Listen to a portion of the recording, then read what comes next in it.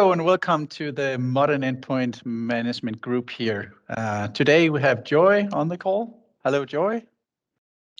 Hi, Matthias. It's great to be here in this call. Great to have you on the call, Joy. So let's start by having your name and age, personal status, and where do you live? So, my actual full name is Joymalya Basu, but in short, like everyone calls it as Joy.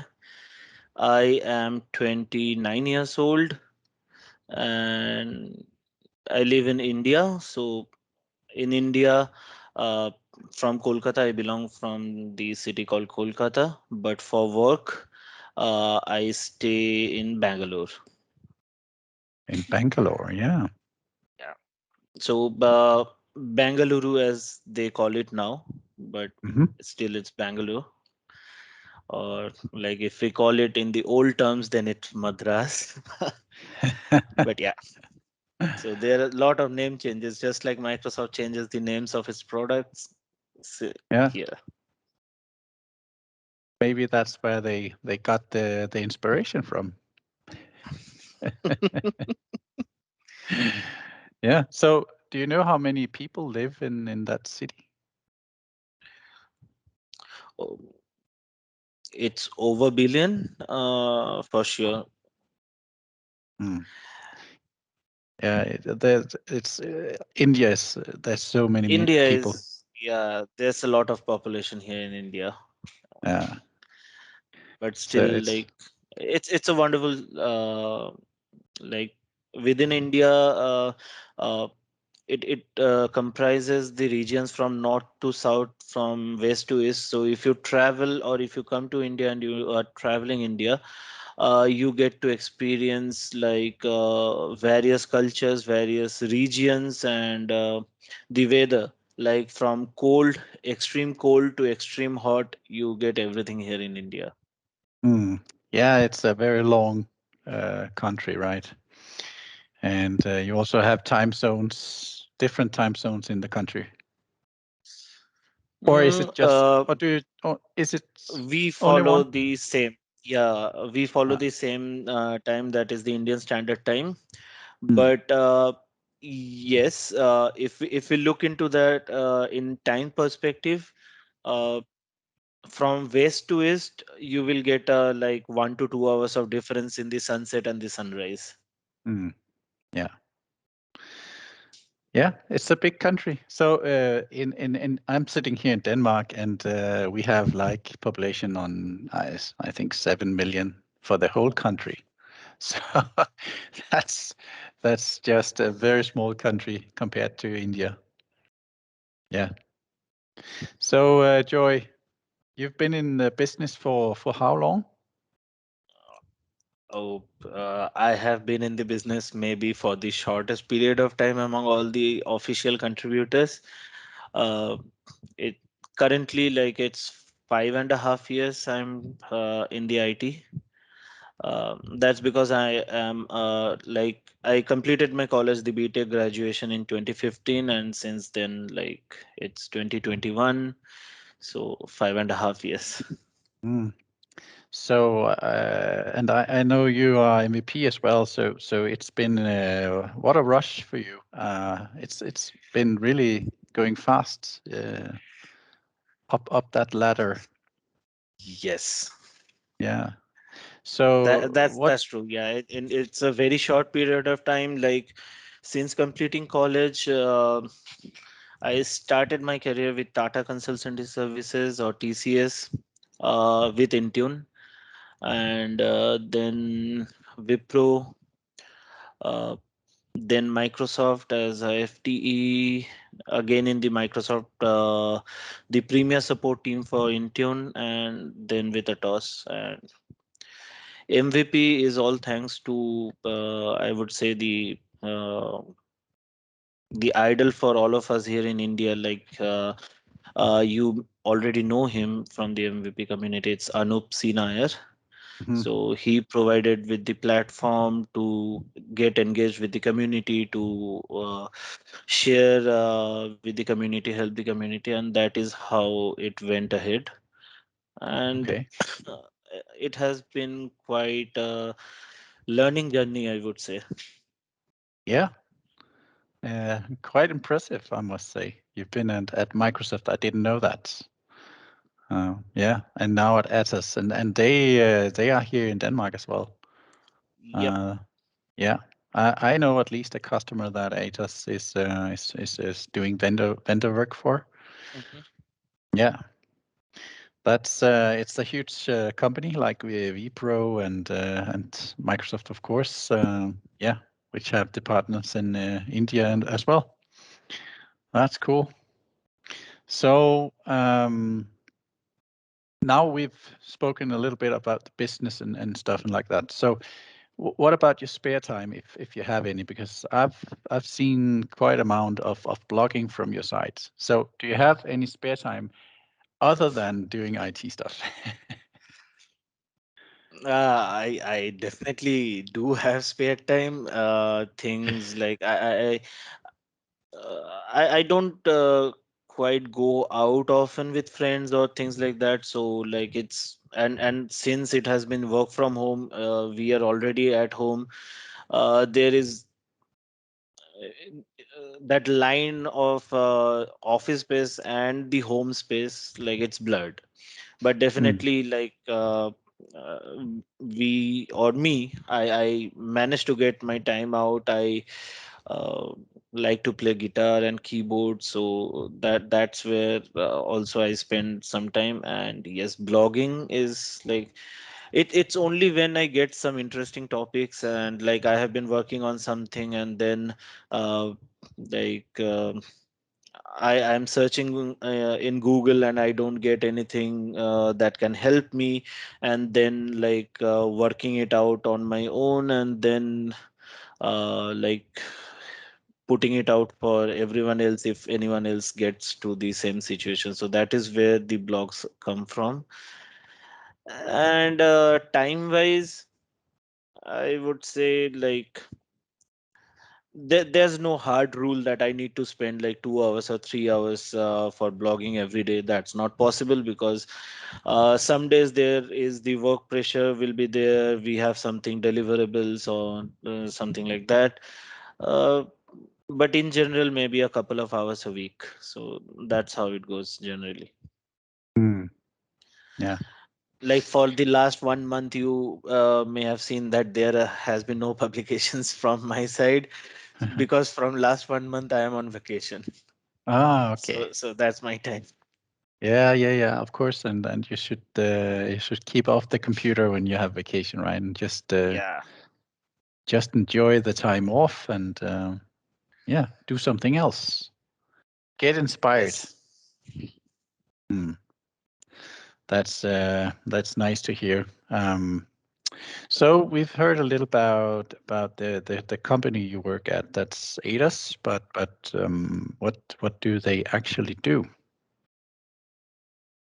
So the part of the organization that I belong to, uh, we are a bunch of consultants and architects doing the digital workplace programs for the contracts that Atos wins, basically. So yeah, it may be a greenfield implementation, it may be like migration from one to other, or it may be a uh, run-in takeover from other service providers. So that is basically what our organization unit is currently at. And so we basically look into the uh, implementation part for the digital workplace thing. So whatever that the technology stacks that are the O365, the ServiceNow, the ITSM tools, and all those things. Obviously, I am not part of them because we have separate teams to handle those. I am only part of the Intune team. Um, and that's how it goes. So like basically doing the HLDs, LLDs, creating the uh, implementation or the RACI files and for them, and then we once the project phase is complete, we give a handover to the operational team, and then like we sign off from that project and we move on to the next project that is in there. Hmm. Okay, so you are in the project division, and then you have a division that operates the services after you've been implementing them. Yep. Yeah. So what would the typical assignment be? Let's have a use case here. The customer has a config manager installation, and they have about 50,000 devices, and they are struggle a little bit with legacy, with 80 joint devices, etc. A project for you, would that be to integrate or cloud enable that config manager and maybe do some migration towards Intune? So depends on the client as well, basically, because we have worked on projects where the client, we have completely migrated them from on premises to the cloud, like from full SCCM to full Intune. And then we have also clients who are reluctant to let go of their on premises investments, because obviously they have spent money on that and they want to let go of that so soon.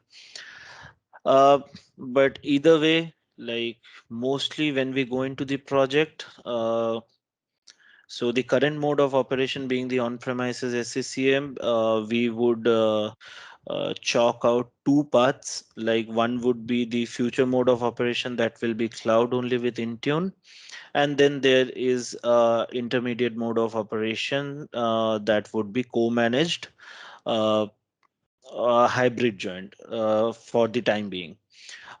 So any net new devices coming into the environment would be cloud only, where the existing devices, they will go through the hybrid phase. And like once they reach the device refresh cycle, the devices will be refreshed and the new devices handed out would be cloud only.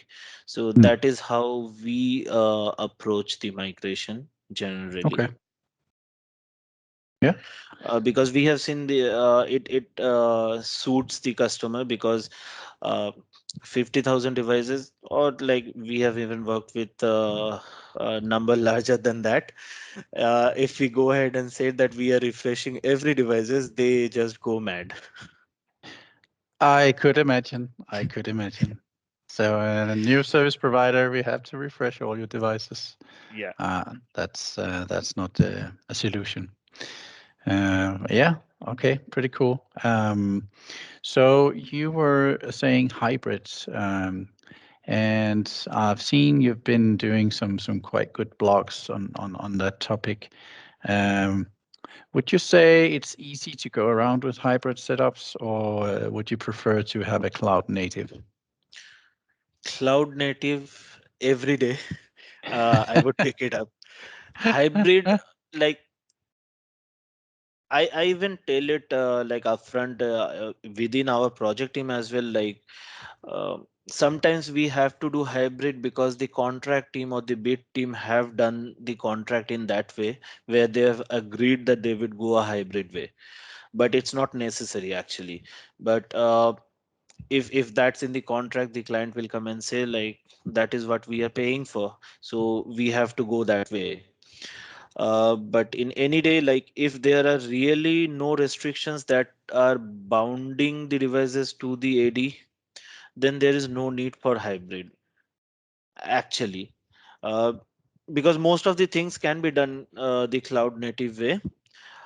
Yes, group policies, you may not get everything in Intune, but uh, they are coming in large numbers and they are coming in fast.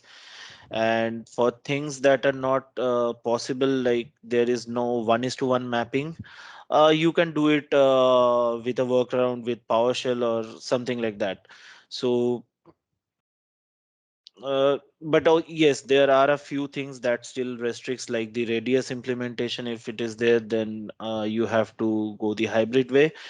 Or there are things like legacy applications. So one of the clients, I can't name, it's a hospital basically. So they have their applications which were prepared back in the 90s, and Mm. they haven't updated their systems or upgraded their systems in a way that we cannot just like lift and shift to the cloud.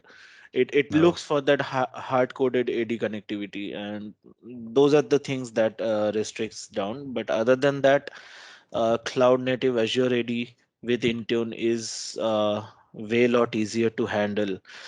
Not for us, like as a project team, I will be there in the project for how much? Maximum 7 to 8 months. I will be doing the project, I will implement it, and I will go ahead and move on to another project.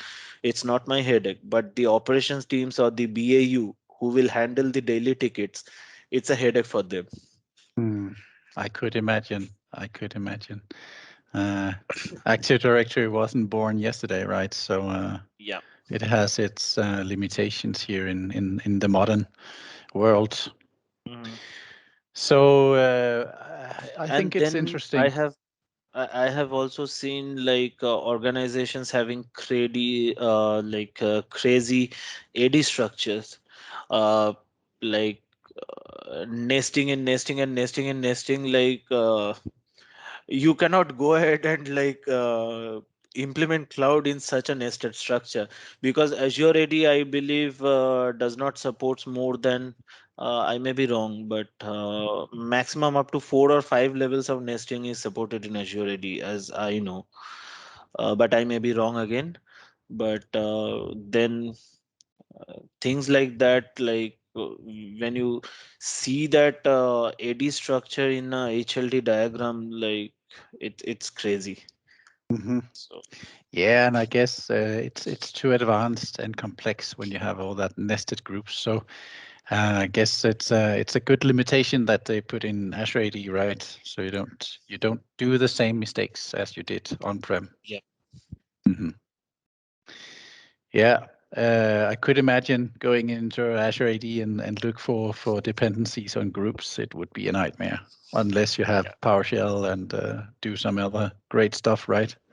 Yeah, someone from the MVP community will come up with something, a tool Yes, or something. hopefully, Yeah. hopefully, hopefully.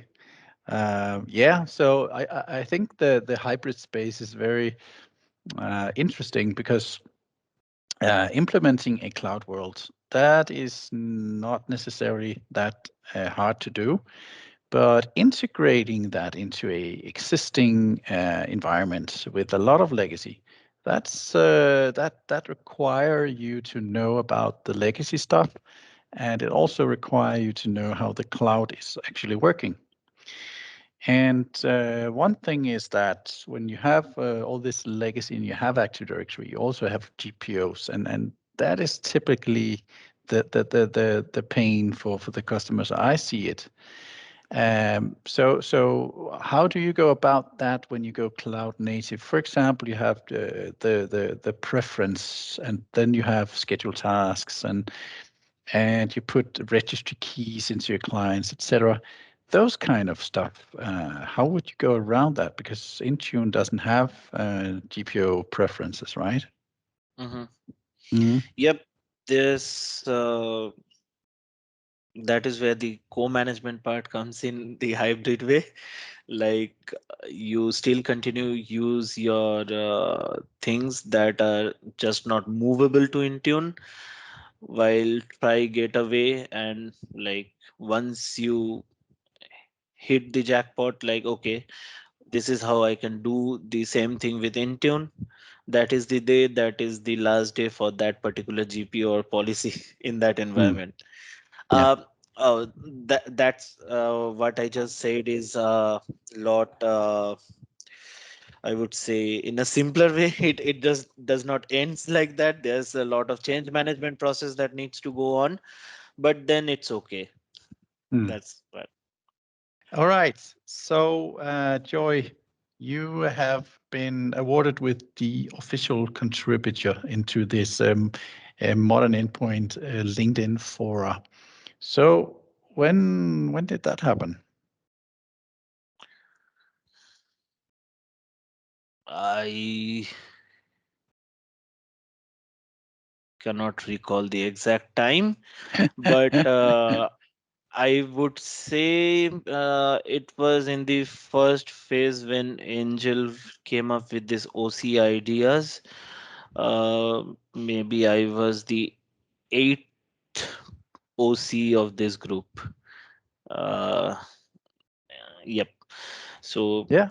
this number eight has a lot of significance because when I was in Microsoft as well, um, I was the eighth person coming into the Microsoft Intune Premier support team. That was the team which started the Intune Premier support in Microsoft India, and Okay. then like in the OC for this group as well, I was the eighth member. Even in Atos, like I'm the eighth member of this team, so that number eight stays on with me. That's a good theory. And eight is also my birthday, so 8 Oh, September. yeah. Yeah, then it's a good number for you. Definitely. Yeah. Um, I guess you like the group, but what do you think of it so far? I would say like the group is really amazing, and Angel and all the official contributors are doing a wonderful job, and the members of this group as well.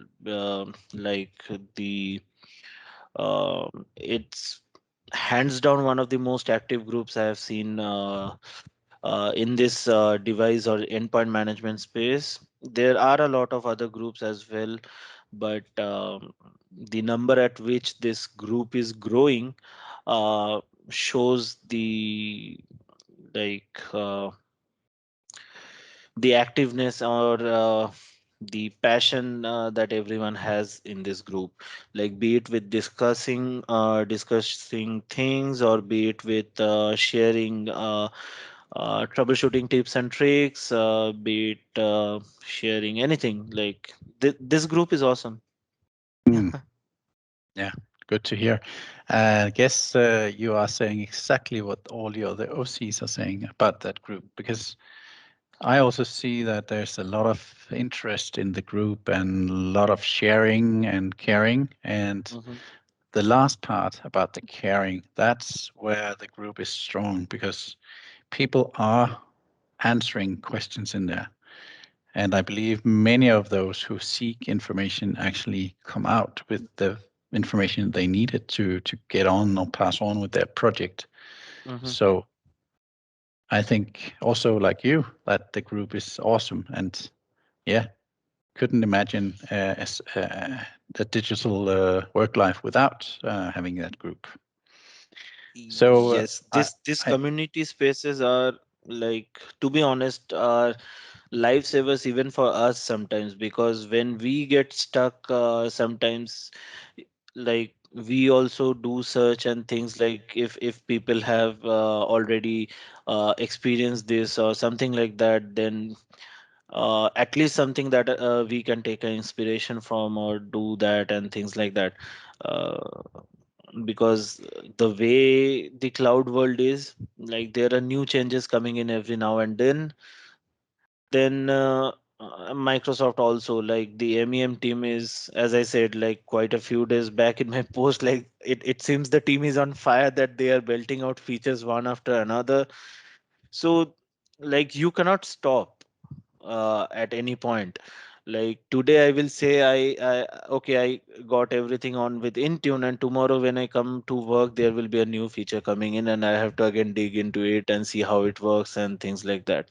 So it's a constant like learning process. And these community spaces that are in there in LinkedIn, be it in Twitter, be it in Facebook, or the Microsoft forums as well, like, there's a lot of information that you can grab from there.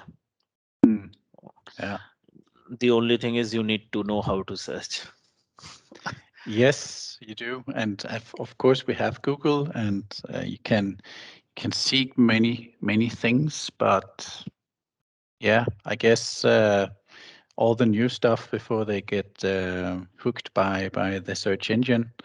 There's no data on that particular field, and that's Hmm. where the blogging comes in, and all the OCs, MEPs, other people who do blogging, and especially those who also look into errors and see, okay, I have this error code. What do I do with it? Because many times the error is just like some number, random Yeah, number, and you're yeah, like, what can I use this for? yeah. And that's where I think especially This group some comes in. some exactly, and also some of the things that Anoop he's sharing on his blog has been a lot about error codes and how do you come around that. And I think personally such blog is worth a lot of um, value into to the fora. Yeah. Definitely, like, uh, and it's also not about only like MVPs or OCs answering the questions, because we even see in the group that there are many members who actively participate in those questions and answers. They are actively answering to the questions, and it shows the true active nature of this group actually. Like, it's not only like a few members who are running it and like pulling it off, but it's like coherently everyone is participating equally in this group. Mm, yeah. So I guess you've already covered what the tech areas you like to work with. It's the Intune or the MEM space, right? But what about the Microsoft 365 suite? Do you also work with tools from that, or is it? So like I look into anything that is related with Intune. SCCM is not my cup of tea, so Hmm. it's something different. So like I have never worked with, because since I have come into this IT space, like I have been with the Intune. At that point of time it was in the Silverlight portal, not in Azure, but it then moved into Azure and came into part of this rebranding and everything. But since the very beginning of my career, I have been a cloud only. With the only thing on premises that I would do is uh, the NDES and the SCAPE implementation with the CA. That is the only on-prem thing. Or my bad, that's not the only on-prem thing, because I also look into the Azure Active Directory, the um, connector, AD the Connects? yeah, the AD Mm, connector, the AD sync, and all those things. yeah. Uh, Apart from that, Azure Virtual Desktop or Windows Virtual Desktop, that's also something that I work with. Windows 365 is a thing that I'm yet to try my hands on, because I am yet to work on a project which has that.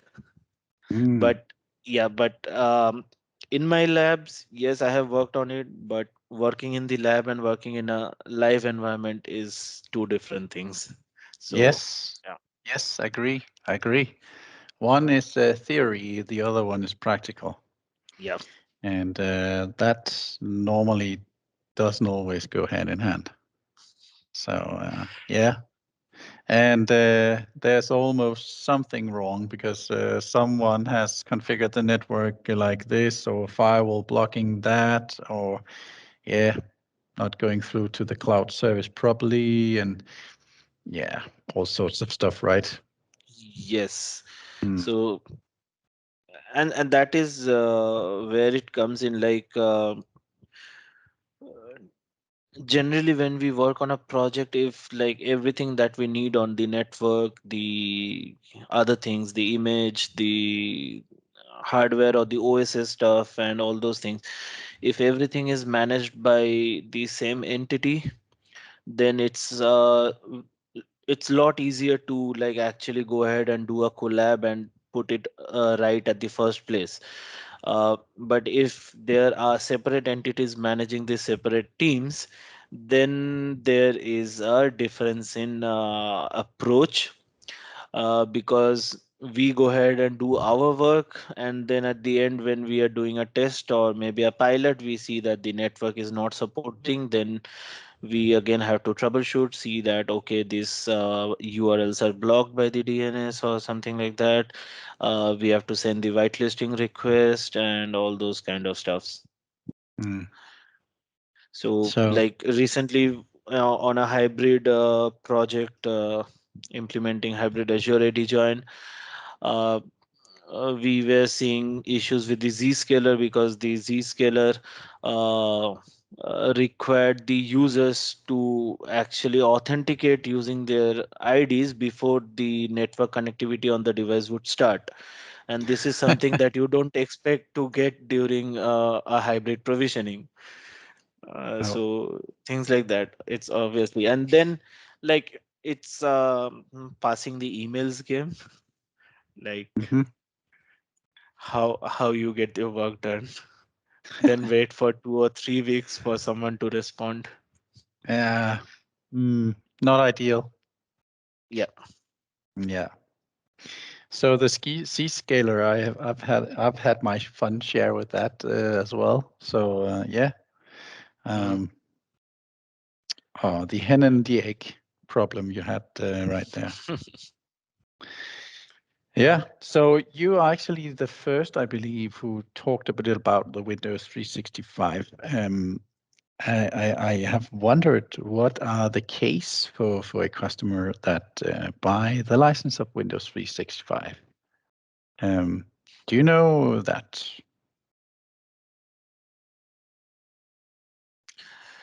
To be honest, I don't know. No? But uh, if you look at the licensing from the cost perspective, I don't see any savings in terms of physical devices, Mm, because like you purchase a device, like, and then you purchase a license. uh, Outright it may seem that the license cost is a bit less than the device what is costing initially, but the device will last you at least 3 to 4 years. That's the standard refresh cycle for any organization, and if you look into that 3 to 4 years, then that license cost into 4 times does not actually matches up with what the device cost was.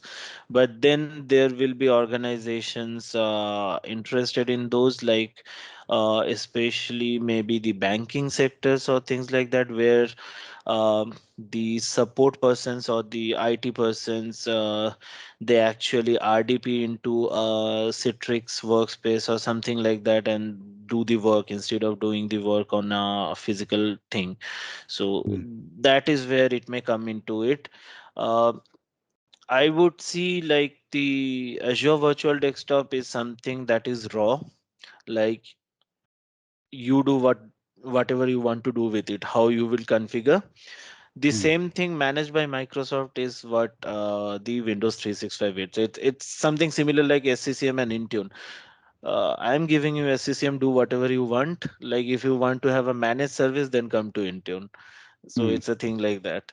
And in Yeah. in that space, if we look into that perspective, then like the virtual space of Citrix or things like that, in that case definitely, if you are in the M365 ecosystem or ecospace, then why would you go out to a different vendor when you can get a similar thing within the same vendor? Mm, yeah. That's I my thinking actually. yeah, and I thought you would say exactly that on the price. But where I see maybe the Windows 365 have a good investment would be in security, where you could have a privileged access workstation, for example. So you have your devices for regular use, and then you have this virtual device, which is a privileged workstation with yeah, where That you do that all your IT that's work. definitely one of the part. And then we all know Chromebooks are not supported, or like the low cost the devices, such that I know Windows 11 is coming up with the Windows 11 AC or something like that, which will run on lower spec devices quite smoothly than what Windows 10 used to do on such devices, and things like that. If maybe for those kinds of endpoints where like you don't need to spend much on the actual endpoint, but you'd still get to experience the full Windows power what you need for your work. In that space, Windows 365 is ideal, actually. Exactly. And maybe also in a transition phase, right? Where Hmm. yeah, where you have stuff that cannot be migrated just as, and then you can give them the Windows 365 to work on with all the modern stuff. Hmm. Yeah. Yeah, yeah. Cool. So, Joy, let's hear about your three publications that you really think are outstanding.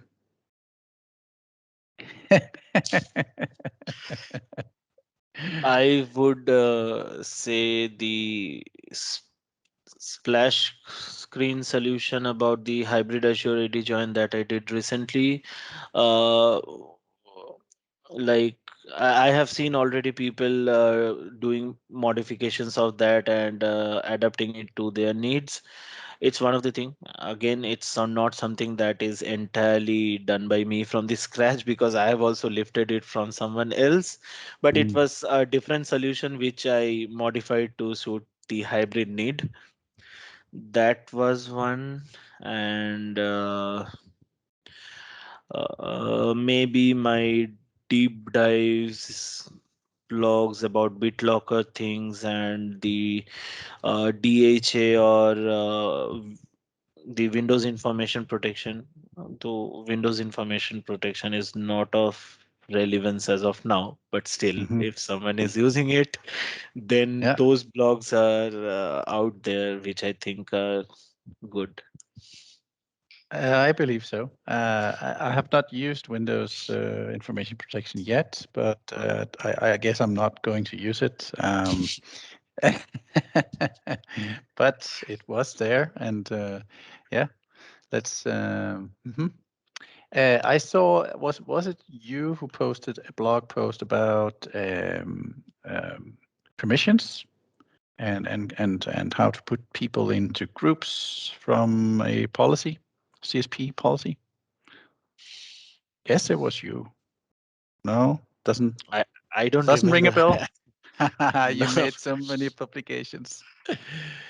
Yeah. Uh, So I have almost 36 blog posts in Anup Sinha blog site, and I have around 42 to 43 in my blog site, which I Mm. launched this year. Sometimes I even forget, okay, I wrote about this, and then like when I'm doing Google and it comes up in the search results, and I think, when did I write this? Okay, let me check it once more. So it happens. Yeah. and That's a and that good is also problem. when we get to do things like, maybe like we have written something way long back and it needs some update, is when we are again faced into that trouble or something like that, and I am searching for a solution and it comes up in the search result and I see like, okay, it's my blog but it does not have the solution, then it's time to update it. Yeah, I guess so. Yeah. And you said you don't like or you're not working with config manager, but again, you've been in the business for 5.5 years, and I guess to be very deep on config manager, you need a lot of years because it's such a huge product, and yeah. Uh, you need experience to know about the product and why it's doing what it does. Because Yes. bec- many things in that system is like they have followed through all the versions all the way up to now. uh, SCCM Intune is doing very well, I would say. Mm, But it's really like things when we come to work with, for example, say, uh, recently I worked on a project which involved working with Zebra devices, configuring Zebra devices, and it was a migration from Workspace ONE to Intune. And when I looked into the Workspace ONE console, the way the Zebra policies can be configured in there is way better than what Intune basically allows us to do at this point of time. uh, yes, you have the OEM config, but when you do the OEM config and you go into the configuration designer stuff, then like you would say, okay, like let's take a break and come back later to configure that. So things like that, and also things like that, and in that sense, like when we see about SCCM, or when we even talk with uh, people in the team who have experience with SCCM or working with SCCM for a long time, uh, it has been the gold standard for device management for many years. mm, So it's something that it will stay. It's there to stay, yeah, definitely. yeah. Uh, Along with modern management, or you move with Intune, that's basically why the rebranding with the MEM was like, there was a lot of debate about, is SCCM going to die, Intune is going to be the successor, but then Microsoft came out, no, both are going to stay and will be rebranded as the endpoint manager, the Hmm. consolidated term. And there will be organizations who will still go with the SCCM, like uh, I don't know, like if you have any policies of not naming organizations in this interview, but banking sectors like Wells Fargo, JP Mm, Morgan, things like that, they do have a lot of investment in their on-prem things, yeah, right? So it won't be over to Intune in overnight, right? So no, things like that. I And Intune, to have that parity with what SCCM has, even though it's bringing up features and new features every now and then, like ADMX policies are being introduced in large numbers, but there's still time in it to catch up. mm, yeah. So maybe we should compare them and just complement each other. So Definitely, and it's a learning. So I have like a long drawn what to say, an urge to learn SCCM, but then whenever it comes to setting up the lab and I see so many things that needs to be done, I just say, well, Intune is good enough for me. yeah. But yeah.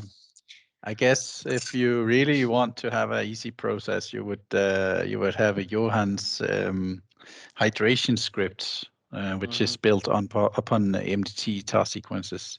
You can get that from his somewhere. Google it, and that will actually install the whole environment for you. So the only thing you have to do is actually go in there and yeah, But work then with it. that is also a problem for me, because if something is doing it for me, then I don't get that learning of what actually needs to be done. Of course, and Yeah. there you So are correct. And there's a lot of learnings in configuring and installing Config Manager yeah. because of all the components that follows. Yeah, and that very old WSUS server. No, no, no, no, no, no, no. Troubles every month. Yeah, let's stay in the Intune world. Joy, thank you Yeah, that for that that. is also, yeah. Yeah. So I guess I would like to ask if you have any tips or tricks to the viewers that you would encourage them to do. Uh, what I follow mostly is what I can say, like if you have passion for something or you want to do something, then uh, go for it. And there is no shortcut to go up. So if you ask like from what perspective is this related to endpoint management or Intune, then I would say people asking like how, like when there is any issue and we come in and say like, okay, this is the part that is not working, then people ask like, how do you know that this is the part? It's not that we know this is the part, it's because of the experience that we know that that is the part, and to get that experience you have to work with that. It's not only about configuring the policies in the portal or a UI. That Like configuring a policy anyone can do, but how that policy is getting implemented on the system, how it is working at the system level, what logs or what events you would be looking at to troubleshoot, that is the thing that you would know, and that is where you need to work on. And this is the tip that I can give. Like if you want to um modern workplace is something that is here to stay, and the products will get better and better with time. uh, and if you want to come into this space and you want to flourish, you have to get your hands dirty with the logs and the events and things, because just about like turning on the BitLocker policy from the console is not what will get you the end result. If you get into a trouble, you would be looking at, you should also know that if there is something that comes up as an error, where to look at, like the BitLocker API events or things like that. So those things, the user device it's not related to BitLocker. I'm just saying like the user device registration events for the join unjoin phases, the BitLocker API events, the uh, other events I don't remember at this moment, but it's there Mm. like once I get to the console. So things like this, and even for Androids and iOS, like you should at least try and read through the Xcode for iOS and the ADB logs for the Android to get a sense of how the things are working. Uh, Android, you can still take the company portal logs like the OMA DM logs and all those things. And if you if you want to know how the product is actually working or things like that, then that is the way that you should go ahead and learn Intune. That's That's mine. that's a good tip. Mm. Yeah. That's a good tip. And I guess there's a lot of resources out there, and also in the space of this LinkedIn forum, right, where you Hmm. can learn in tune. So if you like that, go into the forum and read all of Joy's blogs, because there's so much good information in there. And Uh, yeah, Not only my blogs, but blogs from every other OCs, as well as from the MVPs and the other members who are not part of this group yet. There's wonderful content out there. Like even we get to learn so many things every day from the new blog posts that are made or published in the spaces. So follow everyone and read through them, I would say. yeah, yeah. Thank you, Joy, so much for this interview.